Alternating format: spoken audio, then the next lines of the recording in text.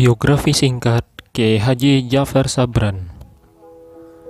Kiai Haji Ja'far Sabran dilahirkan di Paliwara, Amuntai, Kabupaten Hulu Sungai Utara pada tahun 1324 Hijriah atau 1920 Masehi. Ayahnya bernama Haji Sabran bin Haji Sanu dan ibunya bernama Hajah Rahma binti Haji Sa'dullah. Ia merupakan anak kedua dari 8 bersaudara. Saudaranya yang lain adalah yaitu Haji Anwar Sabran, Haji Ali Sabran, Hajah Aliyah Sabran, Abu Bakar Sabran, Umar Sabran, Hajah Sarah Sabran, dan Haji Muhdor Sabran. Riwayat pendidikannya dimulai dari tahun 1927 Masehi. Pada usia 7 tahun, ia sempat mengecap pendidikan formal selama setahun di Fairfax School atau sekolah desa. Di sekolah ini ia dibimbing oleh gurunya yang bernama Muhammad Nasir.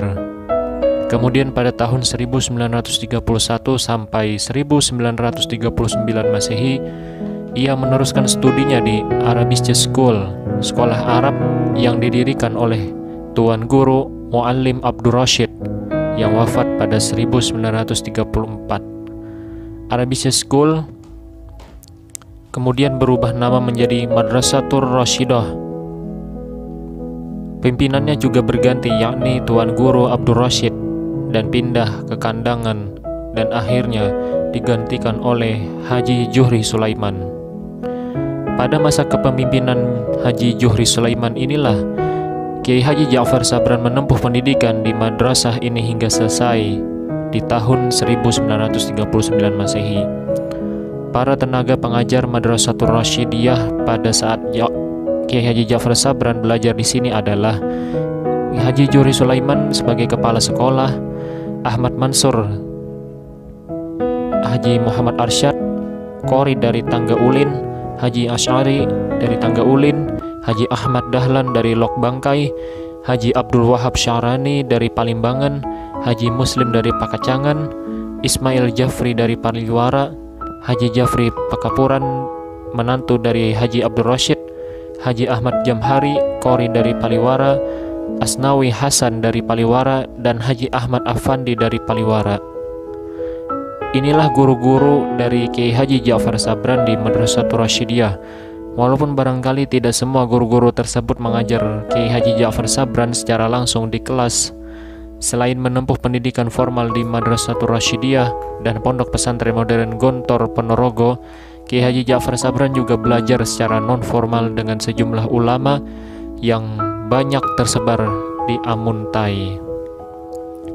Beberapa ulama yang pengajiannya pernah diikuti oleh Kiai Haji Ja'far Sabran di luar dari jadwal pendidikan formalnya dari tahun 1931 sampai 1939 Masehi, diantaranya adalah yang pertama, Tuan Guru Muhammad Khalid Tangga Ulin yang wafat pada 1963 di Amuntai. Di sini ia mengikuti pengajian ilmu tasawuf Tuan Guru Khalid Tangga Ulin. Menurut informasi sang anak, yaitu Haji Hamdan Khalid, mengajar tasawuf menggunakan kitab Ihya Ulum Al-Din atau Ihya Ulumuddin, Minhaj Al-Abidin, Al-Munqiz min Al-Dalal. Haji Khalid juga mengajar kitab Al-Hikam, tetapi hanya pada orang-orang tertentu saja. Pada saat itu, Kiai Haji Ja'far Sabran masih muda, sekitar umur belasan tahun, sehingga kemungkinan ia belajar tasawuf dengan Tuan Guru Khalid Tangga Ulin tidak sempat mempelajari kitab Al-Hikam, tetapi hanya mempelajari kitab-kitab karangan Imam Al-Ghazali. Yang kedua, Tuan Guru Haji Abdul Rashid di Pakapuran, Amuntai, yaitu dengan pengajian belajar bahasa Arab dan ilmu-ilmu keislaman lainnya. Ketiga, Tuan Guru Muallim Haji Juhri Sulaiman yang wafat pada 1970, Tangga Ulin Amuntai. Dengan pelajaran bahasa Arab dan ilmu-ilmu keislaman, ulama ini pernah belajar di Mesir selama kurang lebih 7 tahun setengah dan kemudian dipercaya dan diminta oleh Abdul Rashid yang dikatakan sebagai pendiri awal untuk menggantikannya di Arabisya School. Keempat, Tuan Guru Muallim Haji Arsyad di Tangga Ulin. Dengan pengajian pelajaran ilmu fikih atau ilmu hukum Islam, ulama ini merupakan salah satu guru yang mengajar di Arabisya School. Periode Tuan Guru Abdul Rashid, selain guru agama, ia juga dikenal sebagai qori dan khotib di Masjid Jami Amuntai. Ia juga mempelopori pengajian secara berkelompok. Yang kelima, ada Tuan Guru Muallim Haji Asy'ari Sulaiman di Tangga Ulin Amuntai. Dengan pengajian pelajaran ilmu tauhid, ia adalah menantu dari Tuan Guru Muhammad Khalid Tangga Ulin dan juga saudara kandung dari Haji Juhri Sulaiman. Ia merupakan guru yang rajin, disiplin, dan berpikiran maju. Tokoh mubaligh Islam yang berpendirian kuat ini, ia juga menulis beberapa risalah. Yang terkenal adalah Siraj al-Mubtadi'in atau kitab tauhid yang cukup populer di kalangan pengajian di Kalimantan Selatan, khususnya di kota Amuntai. Yang keenam, ada Tuan Guru Muallim Haji Dahlan di Lok Bangkai dengan pengajian pelajaran ilmu fikih. Yang ketujuh, Tuan Guru Muallim Haji Rawi di Panangkalan Amuntai dengan pengajian dan pelajaran ilmu-ilmu keislaman lainnya. Secara garis besar, ternyata Kiai Haji Ja'far Sabran dalam mengikuti pengajian itu, ia mempelajari ilmu-ilmu alat dan ilmu-ilmu keislaman lainnya juga.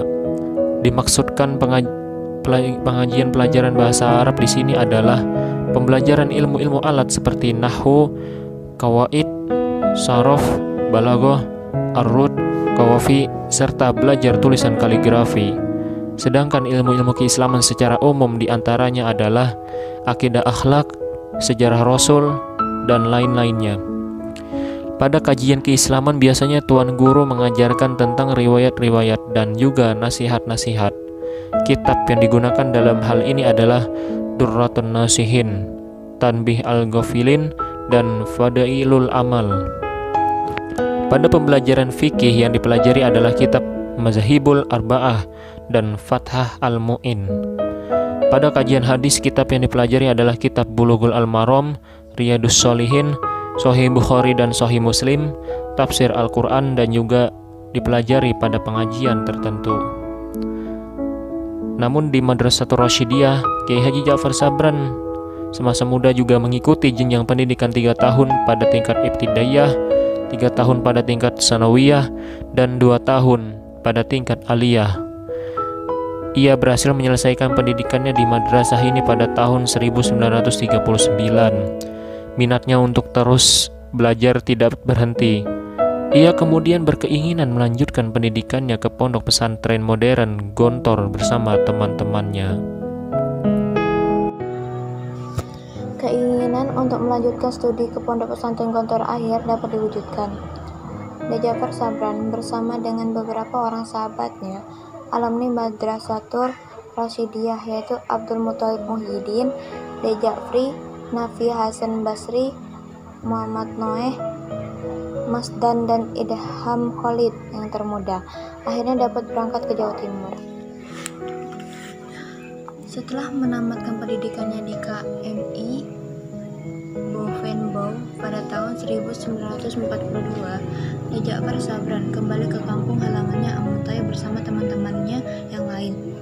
Pada saat kepulangannya, Amuntai telah dikuasai oleh Jepang dan Madrasatul Rasyidiyah, tempatnya dulu belajar, dalam kondisi mati suri.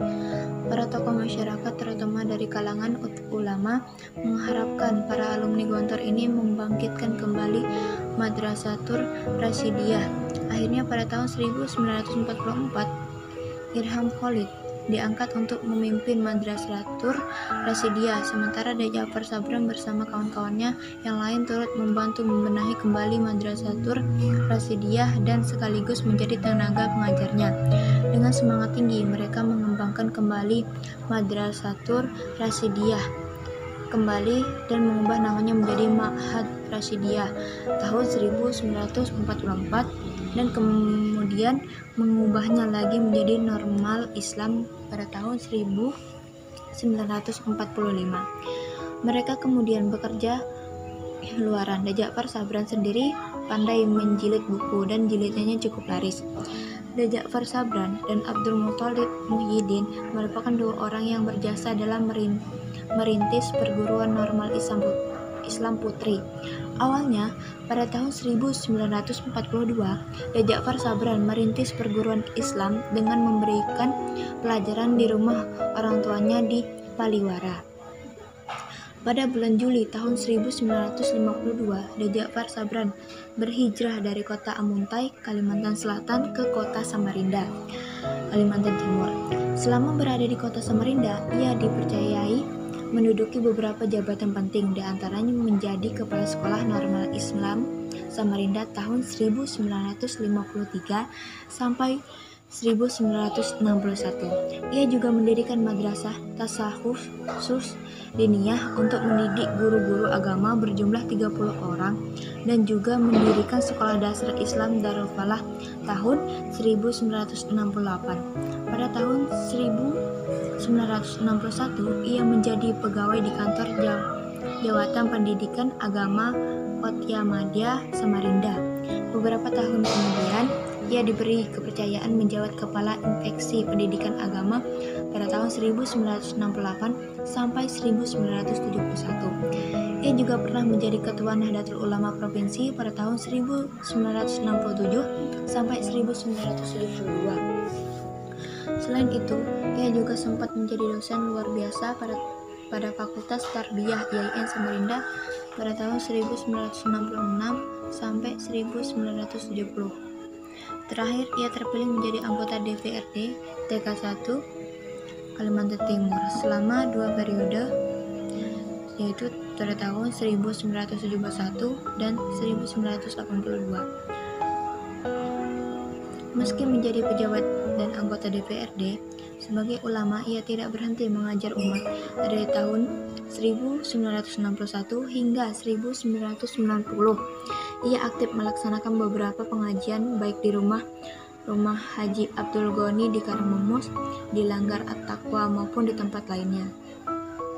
Di samping aktif memberikan pengajian dan mengelola lembaga pendidikan, ia juga produktif menulis meski banyak waktunya ia habiskan untuk berdakwah ke berbagai tempat, namun ia masih sempat menulis beberapa buku, di antaranya adalah terjemah Maulid Diba, 99 Permata Hadis, Syair Isra Mi'raj, Syair Nabi Yusuf dan Zulaikha, Tahlil dan Taklekin, Ikhtisar, Sifat 20, Ayat Kursi, Risalah Doa 1, Terjemah Qasidah Burdah, Miftah Ma'rifah, Nurul Ma'rifah, Kunci Ma'rifah, Risalah Tauhid, Risalah Doa 2, Sholawat Kamilah, Risalah Fardu Kifayah, Khutbah Jumat dan Hari Raya, Fadilah Surah Yasin dan Doa Arash, Sembahyang Tarawih dan Fadilahnya, dan Ma'rifatullah.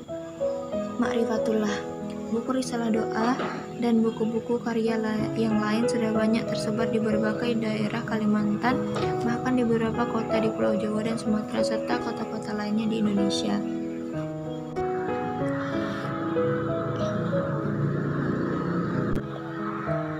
Dek Ja'far Sabran wafat di Samarinda pada tanggal 2 Juni.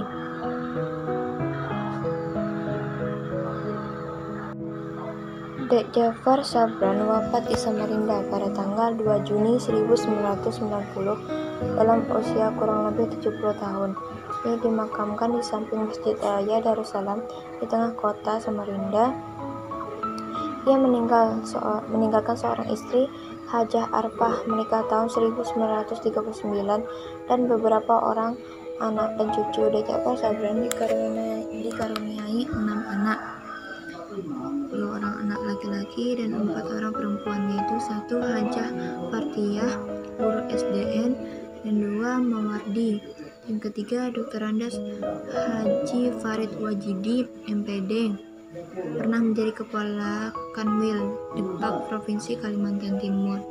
Yang keempat Dr. Randa Hajah Siti Fardiyah, Guru Man Samarinda. Yang kelima Dr. Randa Hajah Siti Aminah MAG, Guru Man Samarinda. Dan yang keenam Hajah Siti Fatimah.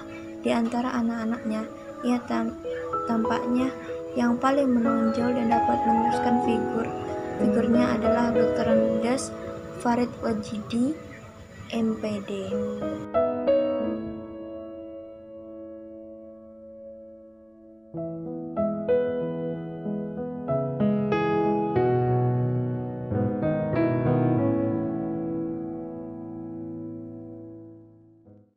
Mm-hmm.